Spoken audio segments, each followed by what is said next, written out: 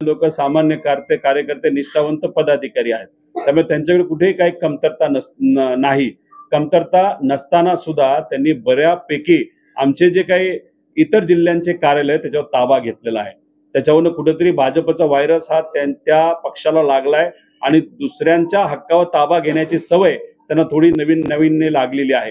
पण हे जे कार्यालय ते प्रशांत दादा असतील, पुण्याचे सर्व पदाधिकारी यांनी मिळून हे कार्यालय फार पूर्वीपासून आपल्या पक्षासाठी समर्पित केलेलं आहे. त्यामुळे हे कार्यालय त्यांना घेता आलं नाही. त्यामुळे पुण्यात त्यांनी नवीन कार्यालय, पॉश कार्यालय सुरू केलंय. मी त्यांच्या नवीन कार्यालयासाठी शुभेच्छा देतो. ते पॉश याच्यासाठी आहे की तिथं पॉश लोक येतात.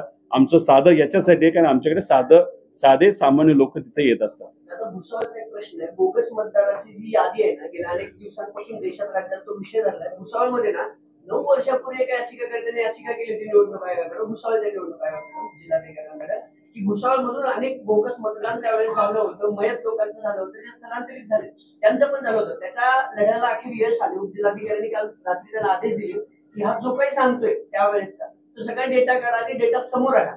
त्याच्या मागणीला यश आलेलं आहे. पण बाकीकडे प्रशांत जगताप असतील किंवा तुमच्या अनेक आमदारांनी केलं होतं, पण त्यांना मात्र ते व्हीव्हीपॅट आत्ता झाले ते 9 वर्षापूर्वी सगळ्या जिल्हाधिकाऱ्यांनी असे आदेश काढले की निवडणूक आयोगानं ठोस आदेश काढावा. नाही, मतदानाची चोरी जी झाली आहे त्याच्यावर अनेक लोक बोलत होते, आम्ही सुद्धा बोललो होतो.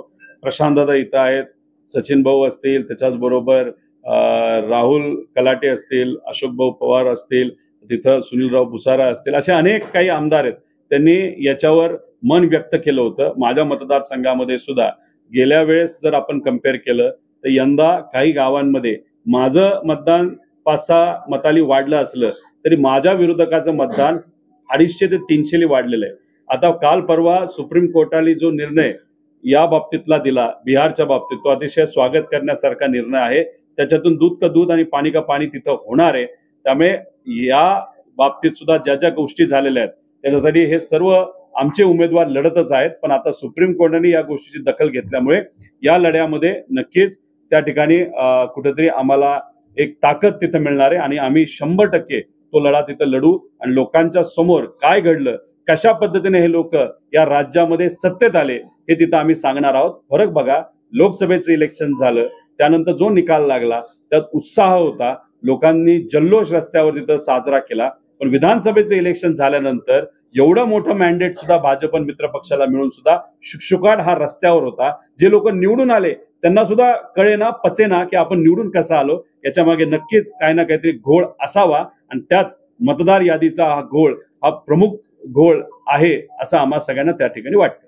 राज ठाकरे म्हणाले की मुंबईत फक्त शिवसेना उद्धव ठाकरेची आणि आपली ताकद आहे, दुसऱ्या पक्षाची नाही, तुम्ही कामाला लागा.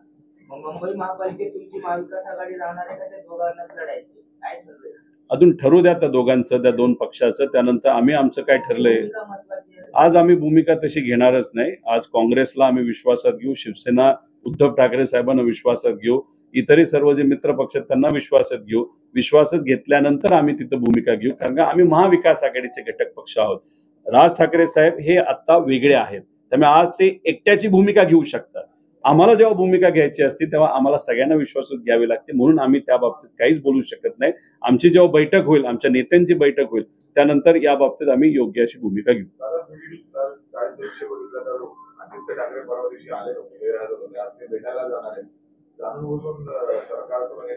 मुंबई नगरपालिका सांगितलं महानगरपालिकांच्या निवडणुका तोंडावर आहेत, अशा पद्धतीने विरोधकांना कुठेतरी तुम्ही लोकल नेत्याला तर लोकल आमदारांना बोलवण्याचा प्रोटोकॉल असतो, कदाचित त्यांना तिथं बोलवलं गेलं होतं पण भाषणाच्या यादीमध्ये त्यांचं तिथं नाव नव्हतं.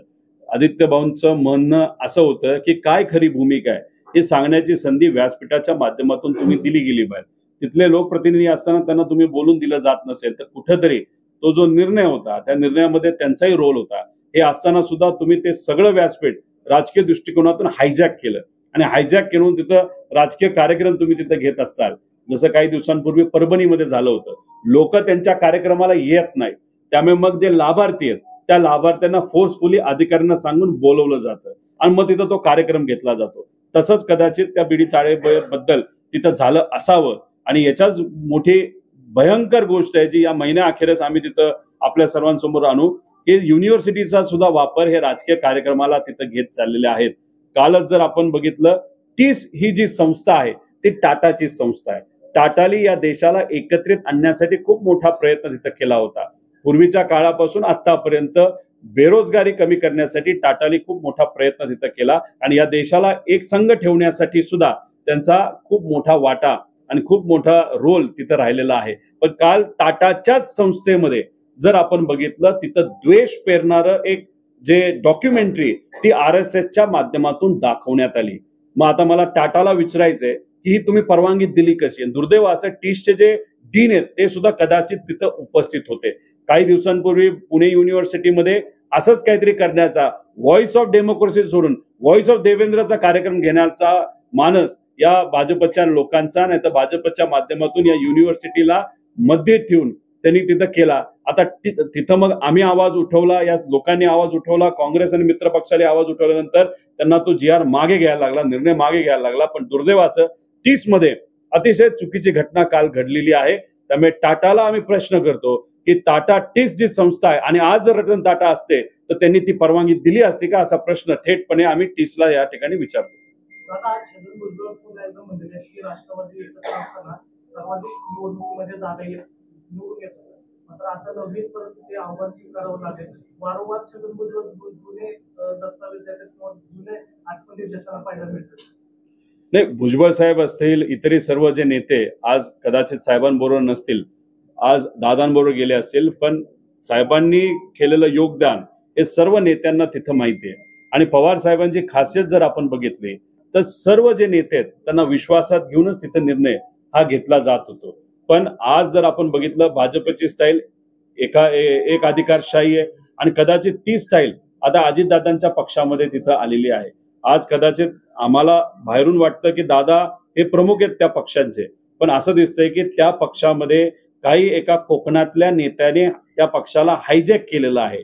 आणि हायजॅक कशासाठी केलेलं आहे की 2029च्या 1 वर्ष आधी सर्व पदाधिकारी आणि पक्ष घेऊन, म्हणजे अजितदादांचाच पक्ष आणि त्यातले काही आमदार घेऊन हे लोक सर्व BJP मध्ये जातील. म्हणून काल तुम्ही जर बघितलं असेल की सूरज चव्हाणची नियुक्ती करत असताना दादा तिथं नाहीत, कारण दादांनी त्या गोष्टीचा विरोध केला होता.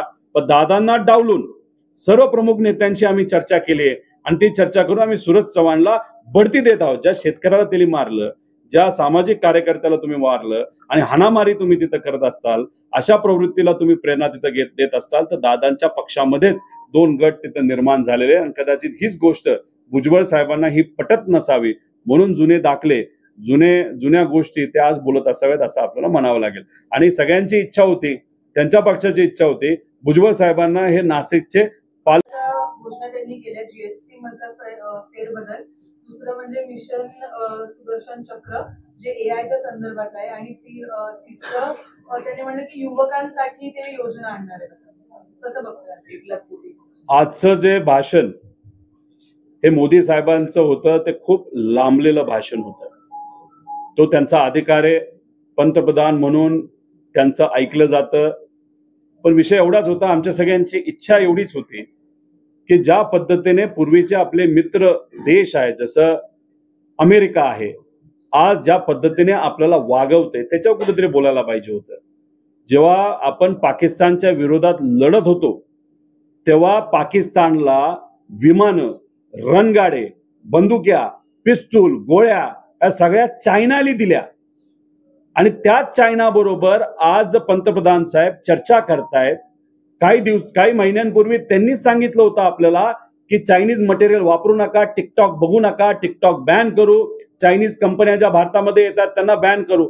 आणि आज पंतप्रधानच साहेब जर चायनाला तिथं जात असतील तर उद्या जाऊन आपल्या देशाची सुरक्षिततेबद्दल काय परिस्थिती राहणार आहे याच्यावर कुठेतरी आपल्याला पंतप्रधान साहेबांनी बोलायला पाहिजे होतं. तसंच अमेरिका आपल्या बरोबर असं का वागतेय? आणि जेव्हा आपण पाकिस्तानाच्या विरोधात लढलो होतो 30-40 वर्षापूर्वी, तेव्हा अखंड जो सगळे देश आहेत ते आपल्या पाठीमागे भक्कमपणे उभे राहिले होते.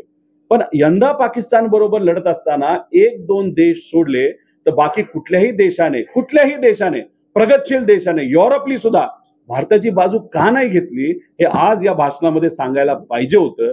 दुर्दैव असं त्यांनी ते सांगितलं नाही. पण आज बजेटचं भाषण नव्हतं, पण तरी सुद्धा GST बद्दल ते बोलले असतील, नोकरीबद्दल बोलले असतील, आम्ही स्वागत करतो. साहेबांबद्दल आमचं काय दुमत नाही, पण त्यांची जी यंत्रणा आहे आणि त्यांचं जे विचारसरणी आहे, त्यांचा जो पक्ष आहे आणि त्यांची जी संघटना आहे ती मात्र युवांना न्याय देण्यासाठी, महिलांना न्याय देण्यासाठी आणि खऱ्या अर्थाने या देशाचं प्रगती होण्यासाठी कुठेही प्रयत्न करत असताना दिसत नाही. आणि हे जे काही आमचे इलेक्शन कमिशन पासून जे स्वायत्त संस्था आहे त्याच्यावर जो ताबा आज भाजपच्या नेत्यांनी घेतलेला आहे त्याच्याबद्दल सुद्धा आज पंतप्रधान साहेब कुठे बोलले नाही. त्यामुळे या विषयांवर आज पंतप्रधान म्हणून, मोदी साहेब म्हणून नाही पण पंतप्रधान म्हणून त्यांनी बोलायला पाहिजे होतं, ते आज दुर्दैवाने बोललेले नाही. त्याच भाषणात आरएसएसचा उल्लेख केलाय पंतप्रधानांनी. थँक्यू म्हणले आरएसएसला, 100 वर्ष गौरवपूर्ण सेवा तुम्ही देशाची केली. पंतप्रधानांनी स्वातंत्र्य दिनाच्या भाषणातून एखाद्या संघाची किंवा संघटनेची कौतुक करणं कितपत योग्य वाटतं?